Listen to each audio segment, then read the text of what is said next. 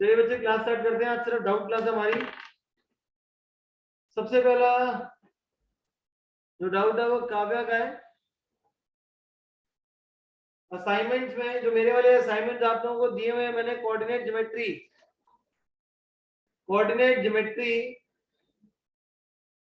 Geometry में doubt है काव्या को। जो मेरे वाला असाइनमेंट था क्वेश्चन नंबर 59 जो मैंने असाइनमेंट दिया हुआ है कोऑर्डिनेट ज्योमेट्री का।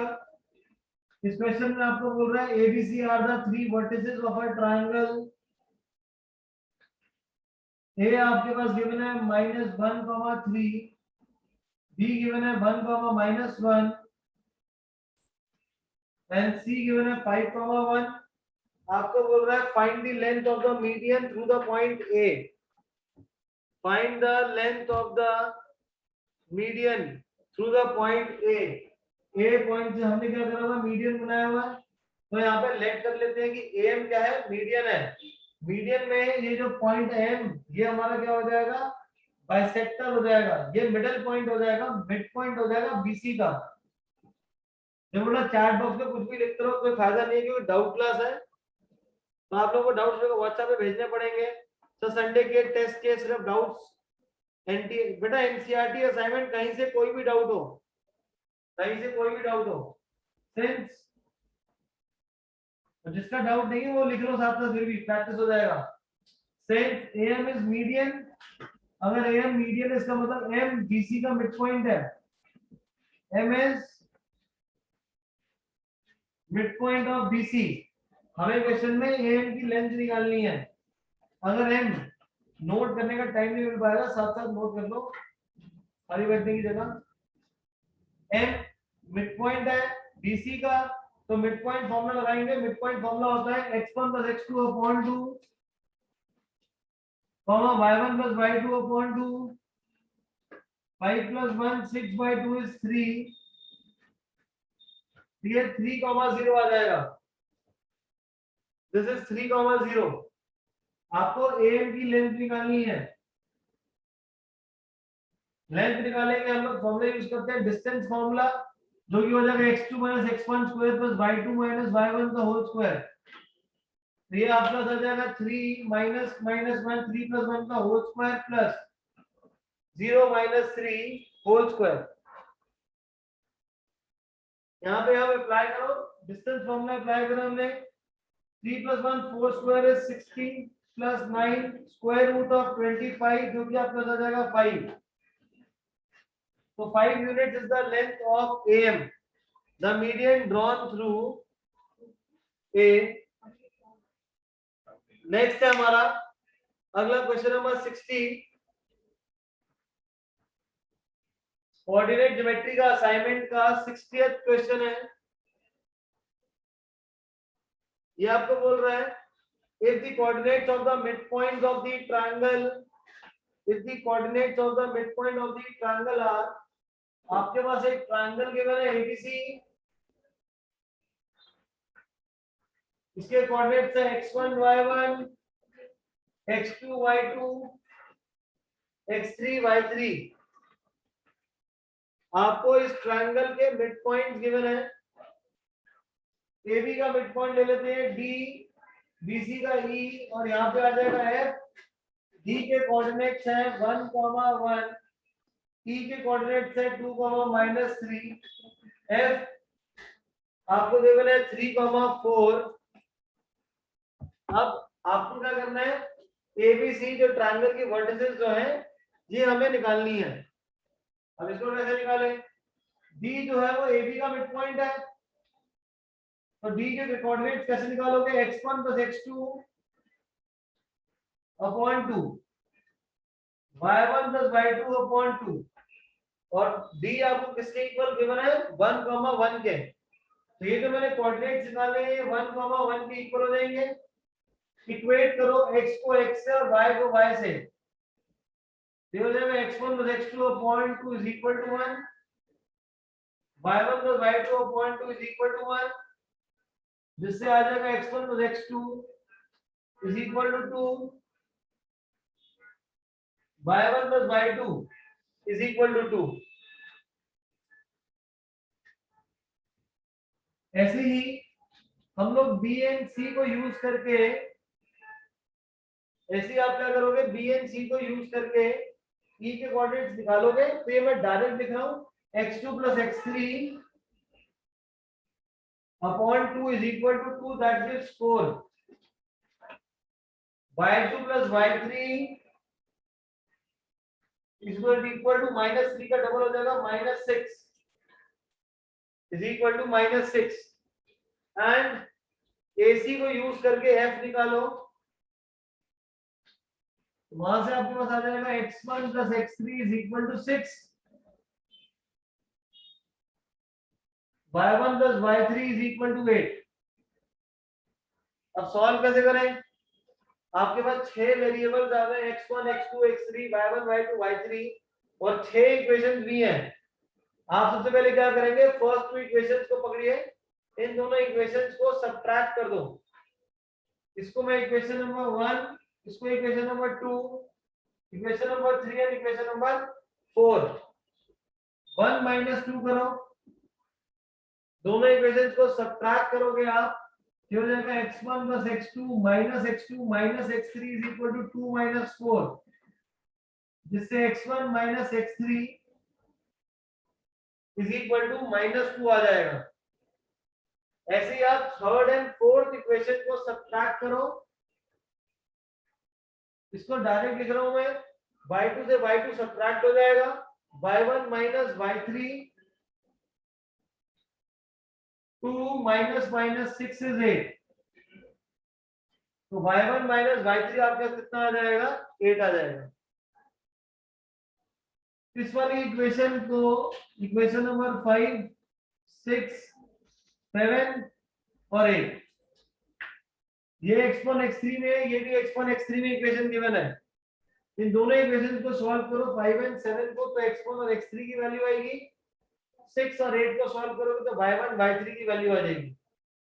सॉल्व करते हैं। 5 और 7 को, x1 + x3 is equal to 6, x1 - x3 is equal to -2, add कर दो इक्वेशंस को, जिससे x1 की वैल्यू 2 आ जाएगी। x1 को यहाँ पे 2 पुट करूंगा इस वाली इक्वेशन में, तो आपके पास x3 की वैल्यू 4 आ जाएगी। x1 की वैल्यू 2 अगर मैं फर्स्ट इक्वेशन में पुट करूंगा तो वहां से x2 आपके पास 0 आ जाएगा, x2 0 आ जाएगा। सर 5 और 6 कैसे आई है? इक्वेशन नंबर 5 और 6 बेटा, f जो है वो AC का मिड पॉइंट है, वहां से निकाली थी। यहाँ पे अब 6 और 8 को सॉल्व करो, y1 + y3 is equal to 8, y1 - y3 is equal to 8, add the equations, जिससे y1 is equal to 8 आ जाएगा। y1 is equal to 8, y1 अगर 8 आएगा, यहाँ पे सब्स्टिट्यूट करेंगे तो y3 0 आ जाएगा, y3 0 आ गया। अब बचा y2, यहाँ पे सब्स्टिट्यूट कर दो तो y2 की वैल्यू -6 आ जाएगी। y2 is -6। आपको एबीसी के कोऑर्डिनेट्स निकालने हैं। ए क्या है, x1 y1, ये रहा x1 और ये रहा y1, ए हो जाएगा 2, 8। बी के कोऑर्डिनेट्स x2, y2 0, -6, सी है x3, y3 4, 0। नोट कर लो इसको, नोट करके done in the chat box.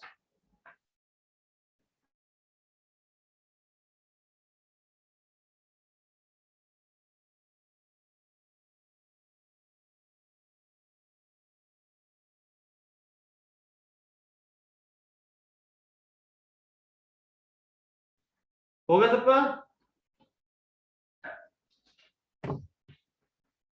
No जपनीत,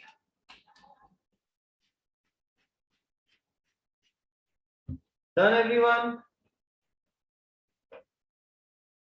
sir are you taking doubts? Yes I am taking doubts. Doubt class थी ना। इसके बाद अगला क्वेश्चन है 61। 61 ऐसे अब आप अपने आप सॉल्व कर लेना बेटा, सिमिलर सेम मेथड से ही है। नेक्स्ट है एनसीईआरटी का क्वेश्चन नंबर 12 ट्राइंगल्स का।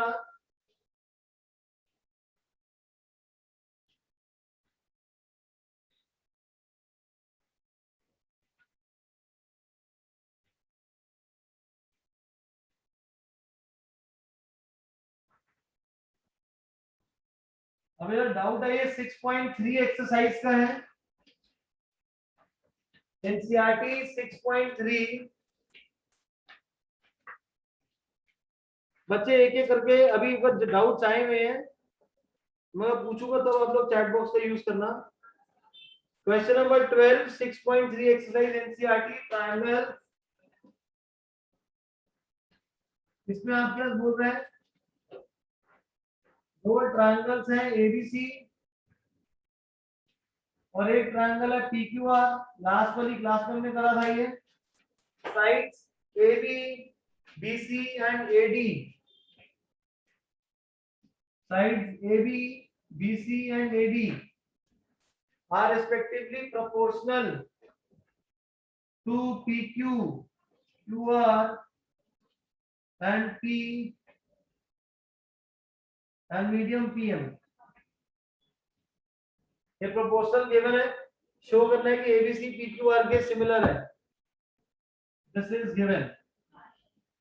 अब अगर एडी मीडियन है तो बीसी दो पार्ट्स में डिवाइड हो जाएगा, तो बीसी की जगह लिखेंगे ट्वाइस ऑफ बीडी, क्यूआर की जगह लिखेंगे twice of QM, AB by PQ.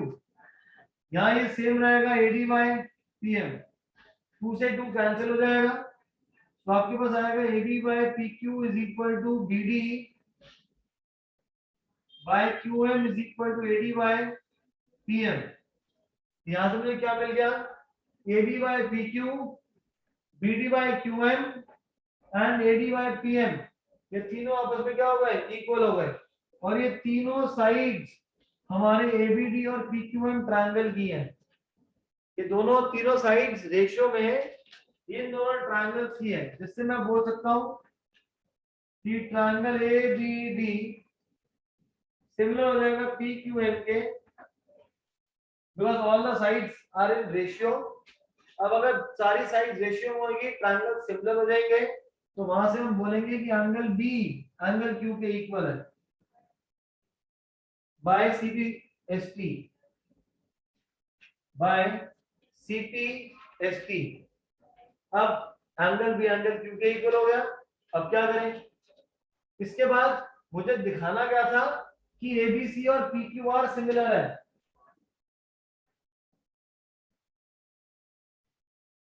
ABC और पीक्यूआर सिमिलर है, तो एबी अपॉन पीक्यू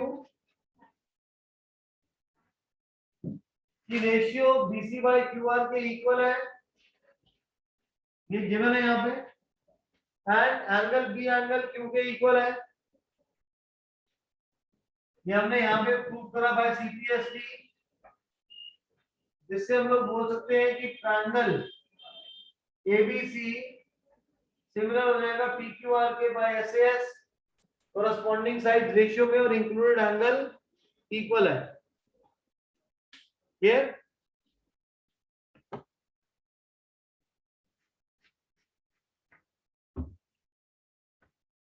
फटाफट नोट कर लो इसको। काव्या के डाउट खत्म हो गए। इसके बाद डाउट भेजा हुआ है अभिमन्यु ने, नहीं, this is Aniruddh. Sir polynomials में क्यूबिक वाला समझा दो जिसमें अल्फा बीटा गामा होता है।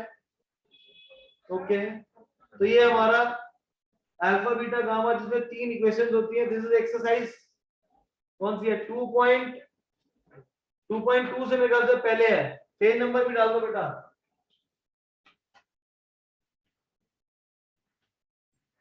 अनिरुद्ध पेज नंबर भेजो, पेज नंबर याद नहीं है।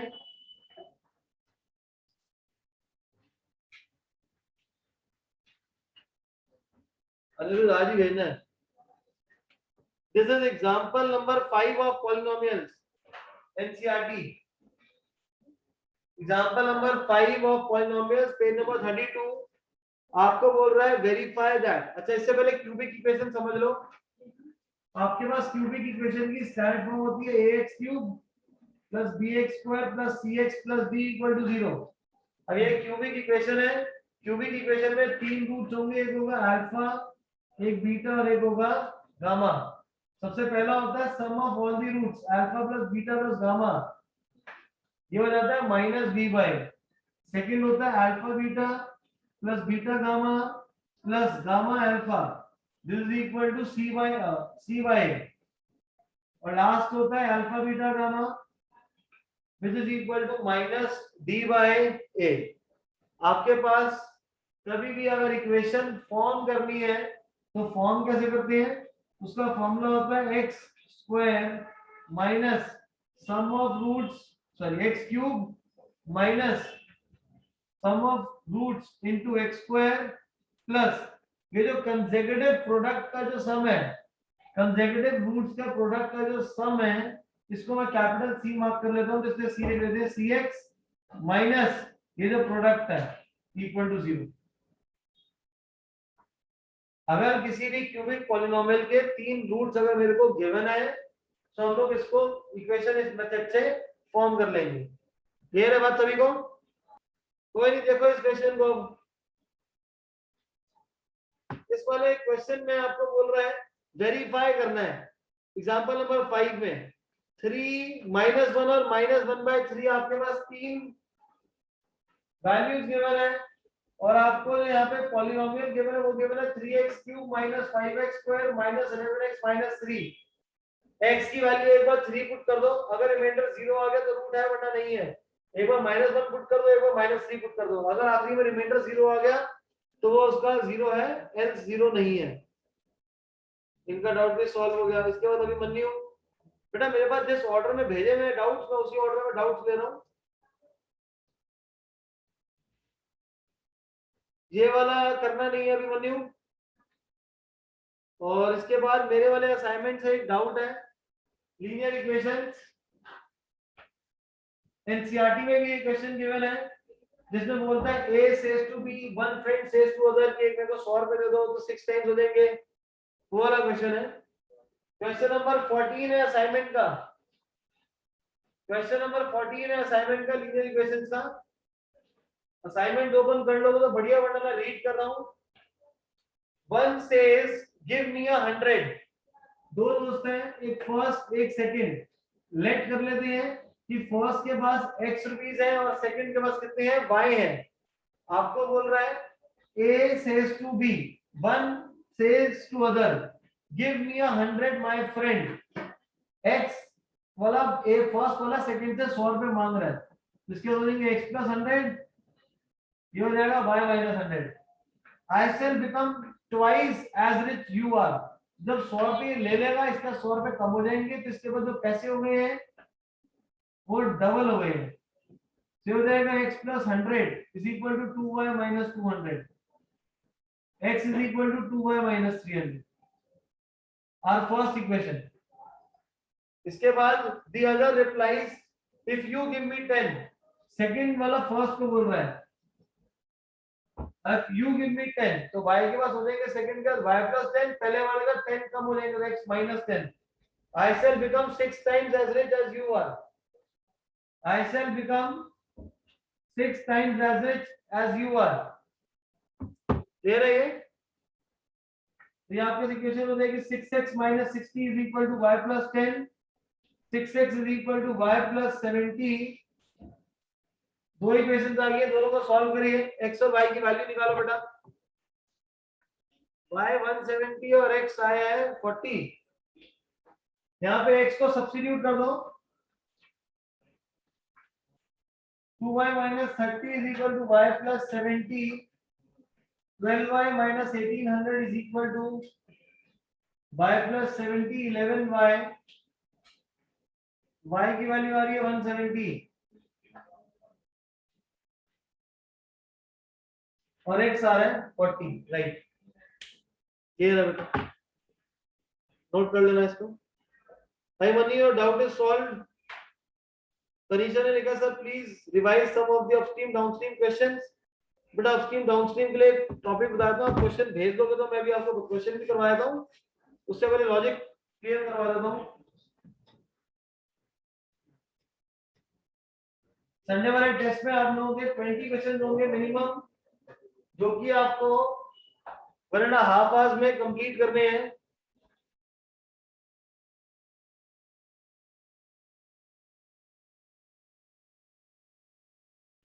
अब अपस्ट्रीम डाउनस्ट्रीम में डाउट है।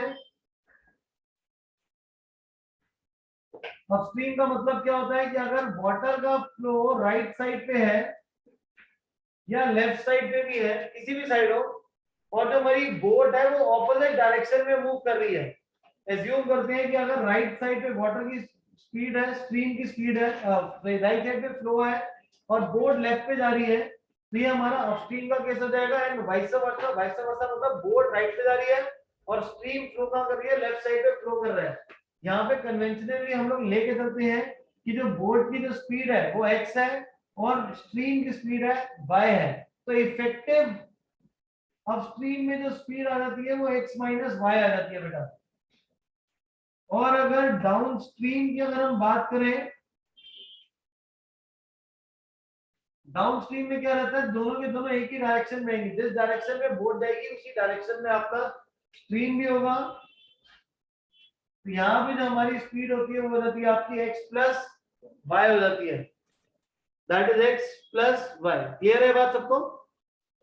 अब तनीषा ने मेरे को क्वेश्चन भेजा नहीं है तो मैं क्वेश्चन रह गया इसका। जिनके क्वेश्चन आए हुए मैं स्पेसिफिकली बोल रहा हूँ, क्वेश्चन नंबर लिख के मत भेजो, सीधा क्लिक करके भेजो कि कौन सा डाउट है। कोऑर्डिनेट ज्योमेट्री मेरे वाले असाइनमेंट में 22nd क्वेश्चन में डाउट है। अंकल सब कैंडिडेट सिलेबस में नहीं है। Aditya question number 62 R D Sharma से आपने मेरे को भेजा है, ये वाला सिलेबस में नहीं है, क्योंकि आप लोगों को जो ट्रिग्नोमेट्रिक आइडेंटिटीज करनी है वो स्क्वायर या क्यूब तक ही है। यहाँ पे 5 और 7 तक है, वो नहीं करनी है आपको। ठीक है, तो आदित्य के डाउट्स क्लियर हो गए। इससे मुझे वन सहूजा का डाउट है क्वेश्चन नंबर 3, असाइनमेंट का ही है। Square root of cosecant theta minus 1 upon cosecant theta plus 1 plus square root of cosecant theta plus 1 upon में cosecant theta minus 1 is equal to 2 second theta is equal to 2 second theta. अगर किसी बच्चे के कोई doubt नहीं है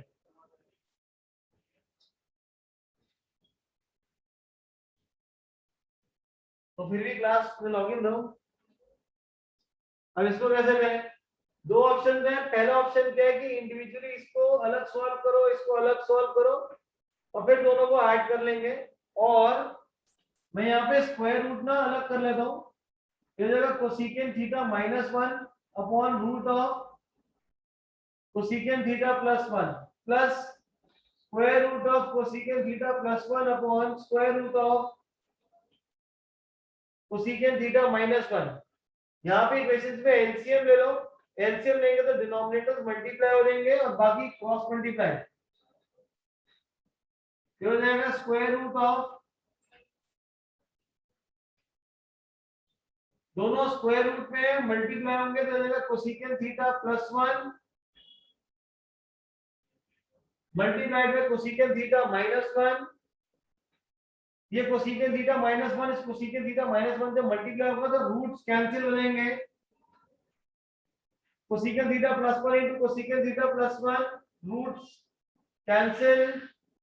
cosecant plus cosecant is equal to 2 cosecant theta divided by square root of a plus b into a minus b, that is a square minus b square, which gives cosecant square theta minus 1. अब cosecant square theta minus 1 ये हो जाएगा cot square और cot square का root डाल लेंगे तो आ जाएगा cot theta। sin cos में कन्वर्ट करो इसे, cosecant होता है 1 by sin cot, cot होता है cos upon sin, sin से sin cancel, 2 upon cos 1 upon cos होता है secant, तो ये आ जाएगा 2 secant थीटा। यहाँ पे जो फाइनल आंसर है वो आपका आ जाएगा 2 secant थीटा। नोट करिए बेटा इसको। नेक्स्ट, घर रॉयल का डाउट है, असाइनमेंट में भी आपको बोल रहा है Ruhi travels 300 kilometre to her home partly by train and partly by bus. तो रूही ने जो टोटल डिस्टेंस कवर करना है वो 300 किलोमीटर कवर करना है, कुछ ट्रेन से है और कुछ बस से। तो हम यहाँ लेट कर लेंगे, let speed of train be x kilometre per hour and speed of bus be y kilometre per hour. Question में आपको बोल रहा है she takes 4 hours if she travel 60 kilometre by train. Train से अगर 60 किलोमीटर ट्रैवल करेगी, train की speed है हमारी x, तो ये आपके पास आ जाएगा टाइम। बाकी डिस्टेंस कितना बचा 240 जो कि ट्रैवल करना पड़ेगा बस से। तो 60 अपॉन x ये हमारा टाइम है ट्रेन से ट्रैवल करने का, प्लस 240 अपॉन y ये टाइम है हमारा बस से ट्रैवल करने का, जो कि टोटल आपको कितना केवल है 4 आवर्स। अब सर ये 240 कहां से आया? ट्रेन से 60 ट्रैवल करा है और टोटल डिस्टेंस 300 है, तो बस से कितना आ जाएगा 240 आ जाएगा। इसी की सेकंड इक्वेशन बोल रहा है if she travels 100 kilometre by train, तो 100 upon x plus 200 upon y, then she takes 10 minutes longer, तो जगह 4 प्लस 10 बाय 60, इसको सॉल्व कर लेंगे तो ये 25 बाय 6 आ जाएगा। This is 25 bye 6। नेक्स्ट, अब इसको सॉल्व करने के लिए 1 अपॉन x और 1 अपॉन y है, लेट कर लो a एंड b, आंसर निकालो कितना आ रहा है।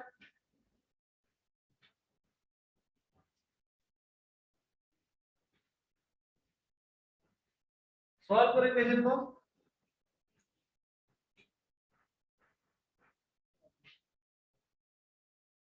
इसको सॉल्व करने के लिए अब कैसे करें? यहाँ पे डिनोमिनेटर में 6 है, सेकंड इक्वेशन में ऊपर ले जाएंगे 60a plus 240b is equal to 4, 6 into 100 is 600, 1200b is equal to 25। मैं अगर a को एलिमिनेट करता हूं तो फर्स्ट इक्वेशन को 10 से मल्टीप्लाई करना पड़ेगा और सेकंड को फर्स्ट से 1 से। This gives 600a plus 2400b is equal to 40, और सेकंड इक्वेशन है 600a plus 1200b is equal to 25। अब मेरे को सब्ट्रैक्ट कर लो दोनों इक्वेशंस को, जिससे a कैंसिल हो जाएगा। 1200b is equal to 15, b is equal to 15 upon में 1200, 15 1 is 8 is 80, तो b की वैल्यू आ गई 1/80। b अगर 1/80 आ गया तो y की वैल्यू आ जाएगी 80। मतलब कि जो बस की स्पीड है वो 80 किलोमीटर पर आवर है। अब इस वैल्यू को वापस सब्स्टिट्यूट कर दीजिए सेकंड या फर्स्ट किसी भी इक्वेशन में। फर्स्ट इक्वेशन में सब्स्टिट्यूट कर रहा हूं मैं, 600a plus 30 is equal to 40, 600a is equal to 10, a is equal to 1/60, a is equal to 1/60, जिससे आपके पास x 60 किलोमीटर पर आवर आएगा। आगे सेम, अब एनसीईआरटी ओपन कर लो, example number 7 of triangles, example number 7 of triangles. Next देखिए example number 7,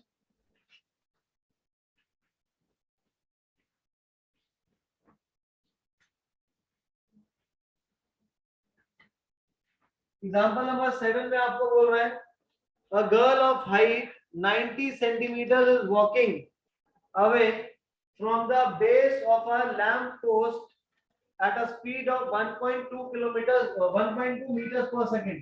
देखिए लैंप पोस्ट है, गर्ल की हाइट 90 है, ये भी लैंप पोस्ट है, सीडी आपके पास गर्ल है, गर्ल की हाइट 90 सेंटीमीटर है। गर्ल इस लैंप पोस्ट से मूव कर रही है इधर राइट और लेफ्ट, कहीं पे तो मैंने राइट से ज्यूम कर रहा हूं। गर्ल यहां से मूव कर रही है at a speed of 1.2 metres per second. Question में आगे लिखा हुआ है if the lamp is 3.6 metres above the ground, फिर इसको 360 सेंटीमीटर कर लेंगे। एनसीईआरटी में एग्जांपल में फिगर गिवन है बट एग्जाम में नहीं गिवन होगी, खुद बनानी पड़ेगी। Find the length of the shadow after 4 seconds. 4 second के बाद गर्ल बी से लेके इस बी पॉइंट पे आ जाएगी, तो मैंने अज्यूम पहले कर लिया गर्ल आगे कहीं पे खड़ी है, बी से गर्ल मूव कर रही है 1.2 मीटर्स पर सेकंड की स्पीड से। 4 सेकंड के बाद बीडी, ये जो डिस्टेंस होगा ये 4.8 होगा। डिस्टेंस का फॉर्मूला क्या होता है, speed into time, 1.2 into 4, 4.8 meters, that is 480 centimeters। आपको क्वेश्चन में बोल रहा है find the length of her shadow, तो गर्ल अगर यहाँ पे है इसकी शैडो क्या हो जाएगी, डीई हो जाएगी, जिसको आप एक्स सिलेक्ट कर लोगे। अब सॉल्व कैसे करें, triangle A B E and C D E, ये दोनों के दोनों ट्रायंगल्स हमारे क्या हो जाएंगे, सिमिलर हो जाएंगे। This is ABE and triangle CDE,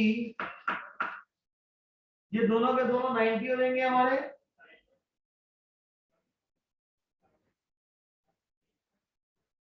and angle E common, जब दो एंगल्स कॉमन हो जाएंगे, इक्वल हो जाएंगे, तो दोनों ट्रायंगल्स सिमिलर हो जाएंगे। That means triangle ABE is similar to CDE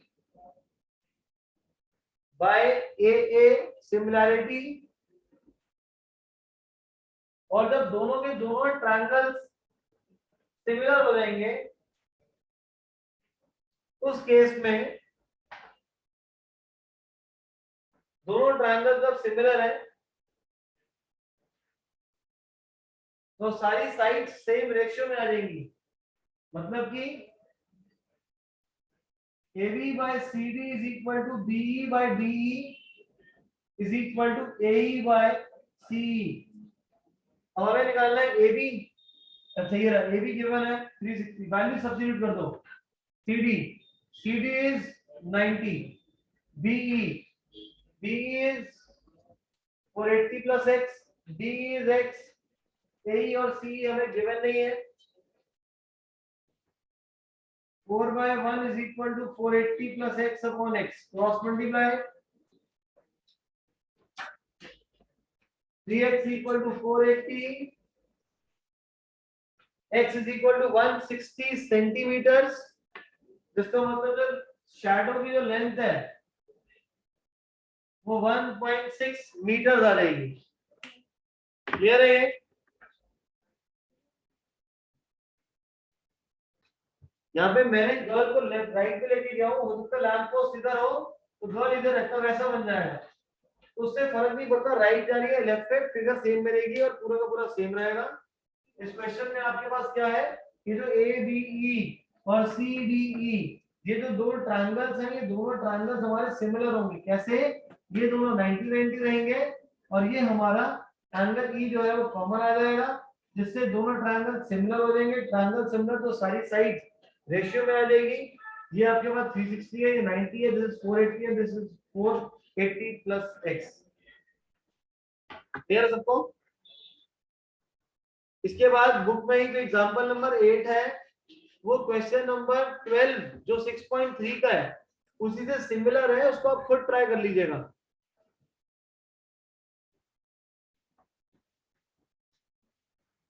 next doubt Ayra, trigonometry में डाउट आयरा का question number 8, 4 and 10।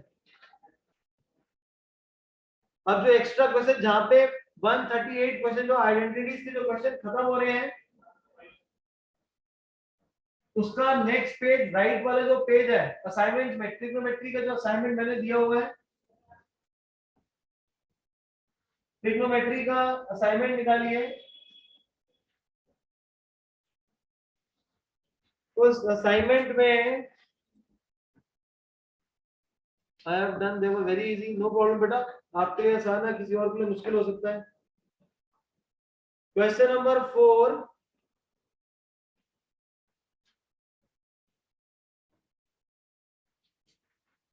this cosecant minus sin theta is equal to m। Further आपको गिवन है secant theta minus cos theta n है, और हम लोगों को prove करना है m square n raised to the power 2/3 plus mn square raised to the power 2/3 is equal to 1। ये आपको प्रूव करना इंपॉर्टेंट है और ये पेपर में बहुत बार स्कूल में रिपीट हो चुका है। करेंगे कैसे? एक प्रोसेस तो ये है कि m और n को यहाँ पे सब्स्टिट्यूट कर दो, फिर उसको सॉल्व करो, उससे जो आपकी इक्वेशन है बहुत ज्यादा मुश्किल हो जाती है। इससे बेटर है कि आप यहीं पे इसको सॉल्व कर लो। तो सीकेंट होता है बेटा 1/sin, एलसीएम ले लो, साइन आ जाएगा 1 - sin square cos square upon sin theta is equal to m। Secant minus cos, secant होता है 1/cos। अलते जो भी डाउट है चैट बॉक्स में डाल दो। 1 - cos square upon cos is equal to n। 1 - cos square sin square upon cos theta is equal to n। तो आपके पास m और n की वैल्यू आ जाएगी। सर मैं आंसर बता रहा हूँ, आंसर को मनी प्रूफ करना है, आंसर कब करते हैं। अब m और n की वैल्यू आ गई। यहाँ पे m और n को हमने सिंपलीफाई करके छोटी फॉर्म में ले आए हैं, इनको सब्स्टिट्यूट करो। यहाँ पे लिखा हुआ है m स्क्वायर, ये m की वैल्यू है, cos स्क्वायर अपॉन sin। जब इसका स्क्वायर करूंगा तो हो जाएगा cos 4 theta upon sin square theta multiplied by n, n की value sin square upon cos,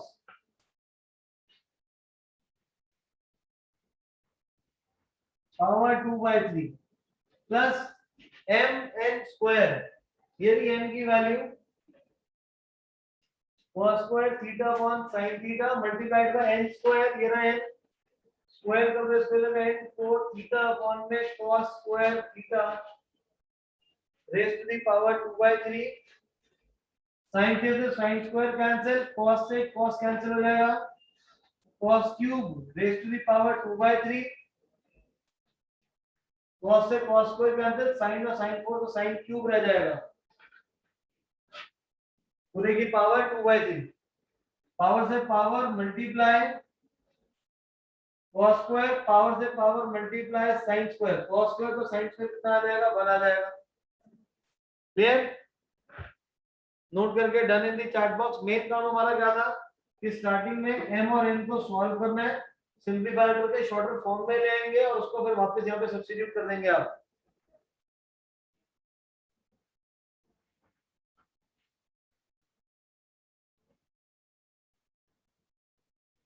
question number 8 आयरा एग्जैक्टली सेम है, वो आप खुद करेंगे।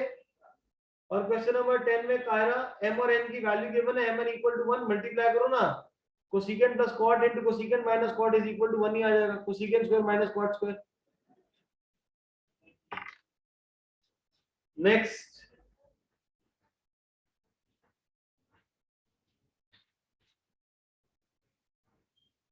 तनिषा का एनसीईआरटी से डाउट है, एक्सरसाइज 3.5 क्वेश्चन नंबर 4 का fifth part, linear equations.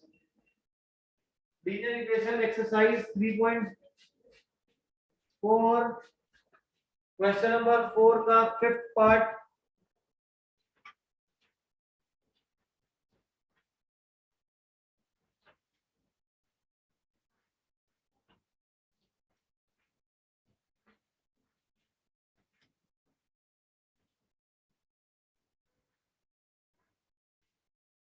Question read करिए, यहाँ पे आपको बोल रहा है the area of the rectangle gets reduced by 9 square units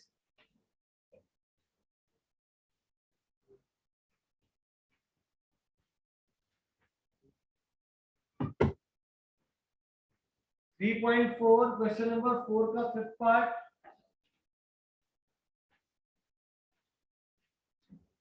The area of the rectangle में लेंथ को x, ब्रेथ को y, area gets reduced by 9, तो xy minus 9 कब होगा ये? if the length is reduced by 5, length को 5 कम करो x minus 5 and breadth is increased by 3 multiplied by y plus 3.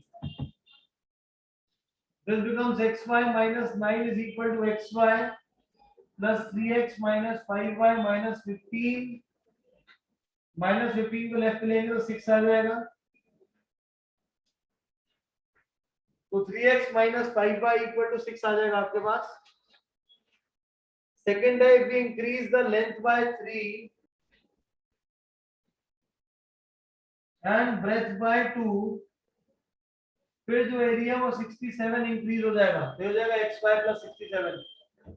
Multiply करो, ये हो जाएगा xy plus 2x plus 3y plus 6 is equal to xy plus 67. 2x plus 3y is equal to 61.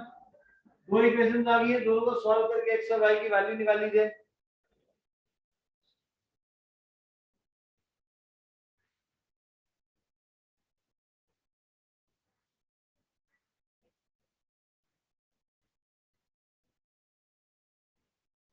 इसके बाद अनिरुद्ध के सौम्या का डाउट है सर बीपीटी के प्रूफ में. बीपीटी में आपको बोल रहा है अगर बीई बीसी के पैरेलल है तो एडी अपॉन डीबी एई बाय इसी के इक्वल होगा. इसको प्रूफ करने के लिए हम लोग यहाँ पे डी से परपेंडिकुलर बनाएंगे, ई से परपेंडिकुलर बनाएंगे, यहाँ पे एम एन. अब इसका एरिया एक बार एडीई का एरिया लेंगे जिसके अंदर हम लोग जो आपका बेस है, बेस ऑफ एडी लेंगे. ये आपका एरिया क्या हो जाएगा इसका? Half into base AD into height. Height is AN. ये हाइट किसकी है? बीडीई की. बीडीई का एरिया हो जाएगा हाफ इनटू बेस. बेस हो जाएगा बीडी और हाइट हो जाएगी एनी. इससे कैंसिल होकर वापस बच जाएगा एडी अपॉन में बीडी. एडी अपॉन में बीडी. ऐसे ही एडी का एरिया दोबारा लोगे जिसमें बेस ए लोगे आप, half into base A into height DM. और ये DM height CE D triangle की है. Half into CE into DM. इससे आ जाएगा ए अपॉन सीई. मुझे प्रूफ करना है कि AD upon BD A by C के इक्वल है. ये प्रूफ कैसे करूं? इनके लेफ्ट साइड देखें, लेफ्ट साइड के जो न्यूमरेटर्स है वो ऑलरेडी इक्वल है. अगर इनके डिनोमिनेटर इक्वल हो जाएंगे, अगर इनके डिनोमिनेटर इक्वल हो जाए तो ये दोनों के दोनों आरएचएस आपस में इक्वल हो जाएंगे. अब ये कैसे करेंगे? बीडीई और सीईडी दोनों का बेस सेम है डीई और दोनों के दोनों सेम पैरेलल लाइंस पर लाई करते हैं जिसकी वजह से उनका एरिया इक्वल हो जाएगा. We'll write also area of BDE is equal to area of triangle CED as they lie on same base DE and between same parallel lines. तो इनका एरिया इक्वल हो जाएगा, ऊपर वाले ऑलरेडी इक्वल है जिससे AD by BD A by C के equal आ जाएगा. क्लियर है सबको?